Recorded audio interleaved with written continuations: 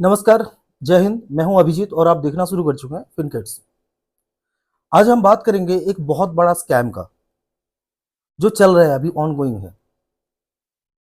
आपको बता दें, आप अगर ट्रेडर है, फॉरेक्स ट्रेडर है, तो आपको इस बात को ध्यान से सुनना चाहिए। अगर आप इंडियन एक्सचेंज में ट्रेड करते हैं स्टॉक मार्केट में, तो इसके लिए आपका एनएसडीएल या सीडीएसएल है, उसके बाद एनएसी है, और उसके ऊपर रेगुलेटरी बोर्ड हमारा जो सेबी है। लेकिन जब हम फॉरेक्स में शिफ्ट हो जाते हैं, तो फॉरेक्स में क्या है, अगर आपने पैसा डाला, आपने अच्छा खासा प्रॉफिट कमाई, उसके बाद अगर आपने उस पैसे को विड्रॉ नहीं कर पाया, तो आप किसके पास जाएंगे? क्योंकि ये लोग तो इंडिया में इंडियन है ही नहीं, कोई एक्सचेंज, कोई रेगुलेटरी बोर्ड तो है ही नहीं। तो आप किसके पास जाएंगे?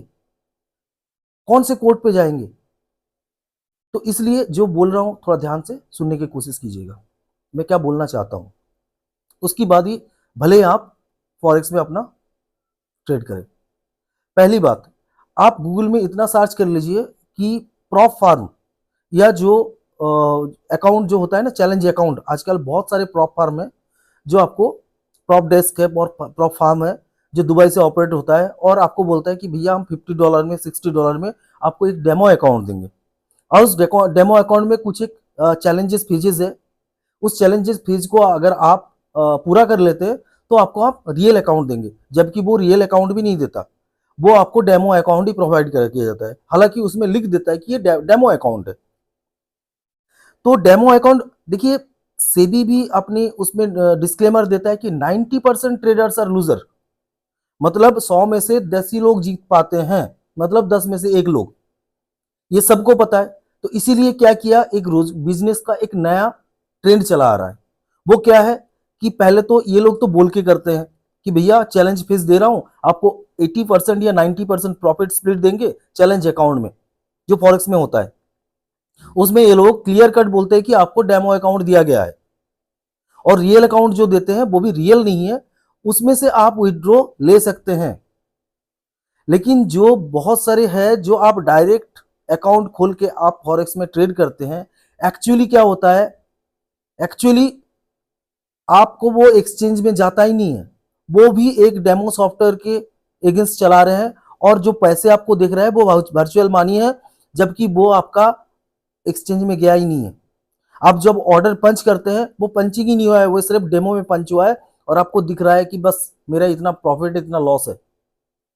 क्योंकि 90% तो लूजर है, तो 10% को देने में से, 20% को देने में से तो प्रॉफिट ही है। इसी थ्योरी पे ये चल रहा है। तो जो फॉरेक्स में कर रहे हैं वो थोड़ा सा अपना रिसर्च, और अगर हो सकता है मैं कुछ में कम कम जानकारी है, तो आप भी अपना रिसर्च कीजिए अपने एंड पे, और उसके बाद ही आप फॉरेक्स में जाके ट्रेड कीजिए। फॉरेक्स में आज की डेट में बहुत बड़ा स्कैम चल रहा है, जो किसी को पता नहीं है इस बारे में।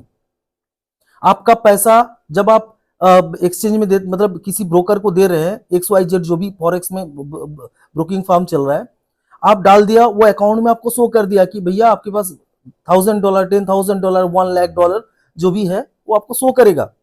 लेकिन सेम आप देखिए, जो प्रॉप फर्म चला रहे हैं ना, वो भी आपको 10,000 का अकाउंट देते हैं, 1 लाख का अकाउंट देते हैं, और आपका जितना माइनस, अगर आप लॉस करते हैं उतना माइनस करके दिखाते हैं, और जितना प्रॉफिट है उतना प्लस करके दिखाते हैं, और इवन आपका जो मतलब जो चार्जेस हैं वो भी डिडक्ट करके दिखाते हैं।